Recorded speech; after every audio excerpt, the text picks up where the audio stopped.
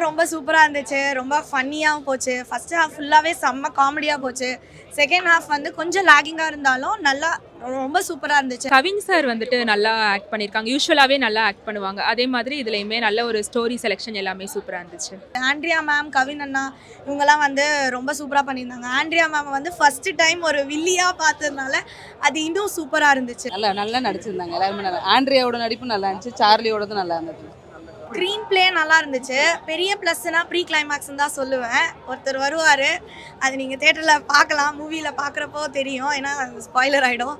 So அந்த scene நல்லா இருந்துச்சு. ஆடா வந்துட்டு வேற லெவல் மூவி. ஒரு டிவோர்ஸ் ஆகிட்டு எப்படி வந்து ரீயூனியன் ஆகுறாங்க, அந்த கஷ்டம் எல்லாமே இருக்கும். அப்பா பையன் அந்த பாண்டு ரிலேஷன்ஷிப் காமிச்சிருப்பாங்க. இது வந்து அந்த மாதிரி ஒரு சமூகத்துக்கு கருத்து சொல்கிற படமா அப்படின்னு கேட்டால் அப்படி இல்லை.